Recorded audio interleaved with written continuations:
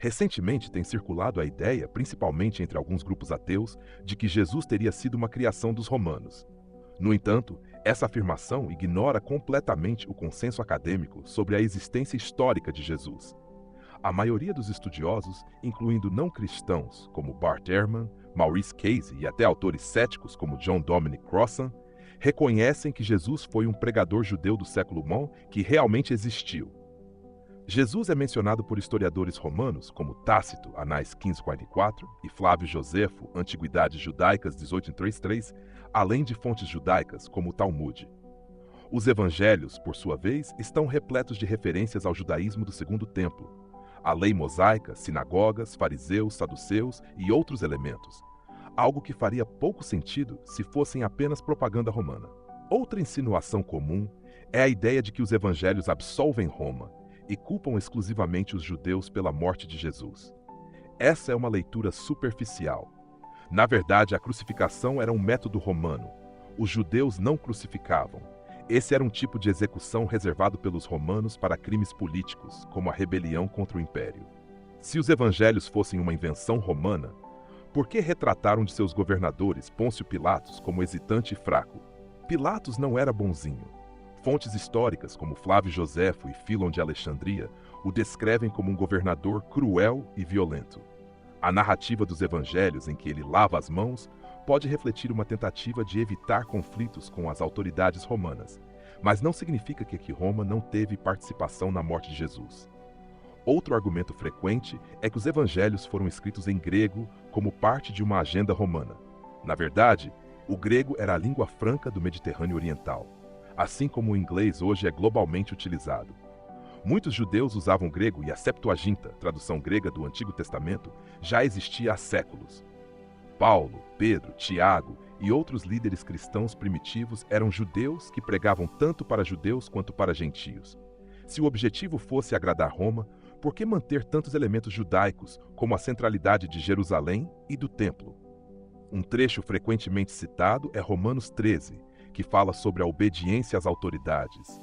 Ateus apontam isso como prova de alinhamento com Roma, mas Paulo escreveu essa carta durante o reinado de Nero, um imperador que posteriormente perseguiu os cristãos. Se fosse propaganda romana, por que Nero perseguiria os cristãos? Na verdade, a submissão às autoridades era uma orientação pragmática para evitar perseguições, como em 1 Pedro 2,3 do 17, não um endosso ao império. Além disso, o livro do Apocalipse retrata Roma como Babilônia, Apocalipse 17:18, uma crítica clara ao poder imperial. Outra acusação comum é a ideia de que os evangelhos foram escritos após 70 dos para justificar a destruição do templo. Contudo, Jesus previu a queda de Jerusalém, Lucas 19:41-44, mas isso não significa que os cristãos celebraram esse evento. Muitos cristãos judeus morreram com seus compatriotas. O Evangelho de Marcos, o mais antigo, não trata a destruição do templo como fato consumado, apenas como uma profecia. Marcos 3:2. Quanto às supostas similaridades mitológicas entre Jesus e figuras como Hércules ou Dionísio, é importante esclarecer que nenhum mito pagão fala de um Salvador crucificado que ressuscita fisicamente. Muitos desses paralelos, como o nascimento virginal, são exagerados ou resultado de má interpretação de fontes tardias. Justino Mártir, um dos primeiros apologistas cristãos, argumentava que os mitos pagãos eram distorções demoníacas da verdade revelada em Cristo, não que Jesus fosse uma cópia deles. Por fim, há quem diga que o cristianismo foi uma invenção romana para controlar os judeus. Mas se fosse assim, por que os romanos perseguiram violentamente os cristãos?